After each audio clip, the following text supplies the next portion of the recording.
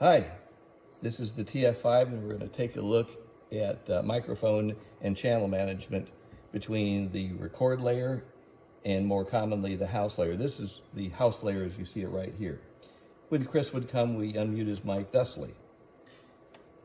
When Jamal will come, Burke, or Carolyn.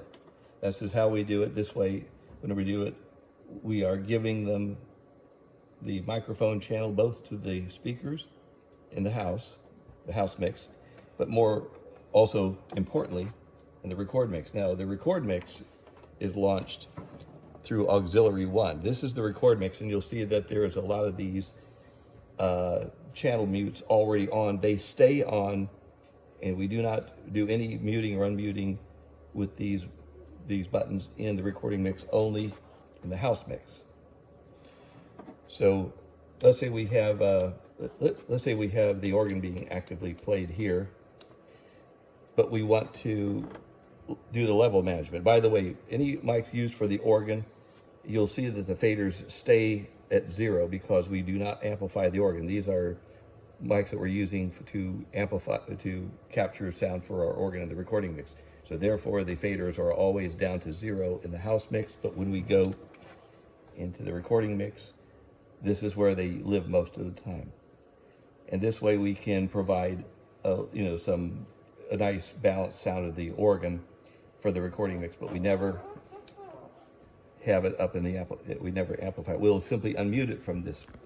Now Jenna has been singing in accompaniment with the organ, so her mic will also be unmuted, and we see that her mic is in the house, nothing from the organ. This is an example. Now if we wish to do any balancing, we do it in the recording mix.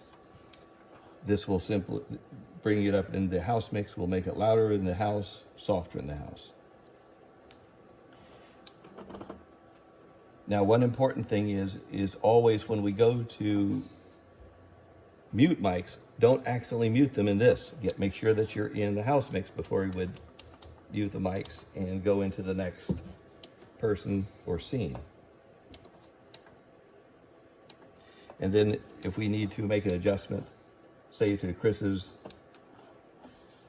microphone or sound level in the recording mix, we'll do it here. When we're here, we're simply gauging it and correcting it for the house mix.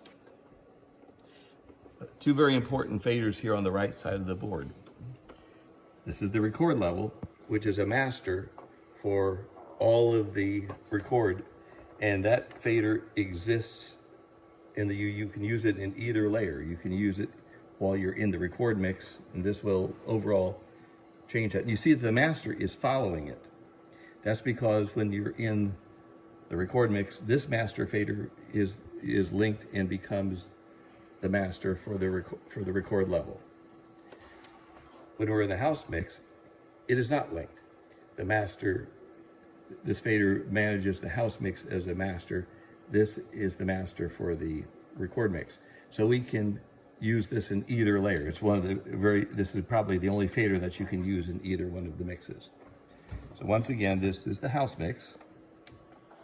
This is the recording mix. Remember, no muting and unmuting changes here, only level changes while you're in this. A level change in the recording, as you'll see, will not make a difference in the house. The house will always stay where you last left the fader. So this is one of the challenges of using a board with this layout of these layers here. Conrad established this, and this was the best way that we could get a suitable mix for our recording and our live stream and have it sound just fine for that purpose, and then in the house it would serve its purpose.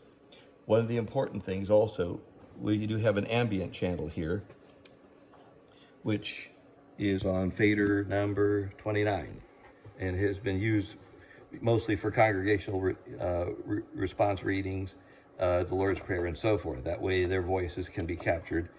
But this is also a fader that is never brought off of the the peg, the 0 peg in the house mix. It always stays there.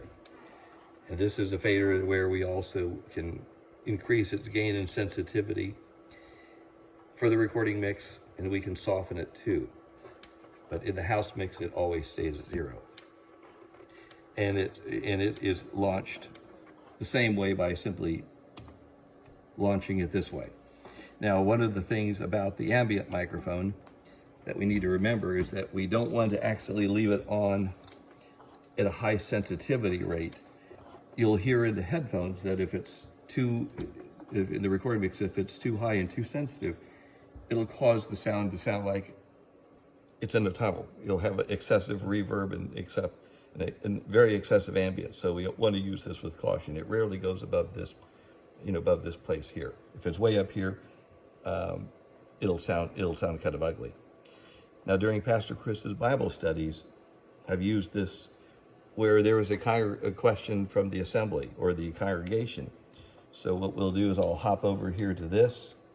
I'll unmute it as it is and bring it up. So when the person is asking a question, I bring it up very high and deliberately so that they're audible, and I'll pull it down when Chris answers it. So that is a possible use for that mic. It's good for picking up people seated or in the congregation when they're speaking during a meeting. And once again, it does not amplify them in the house. And once again, it has to stay always at 0, in the house, and we use it with discretion in the record layer. Think we got it?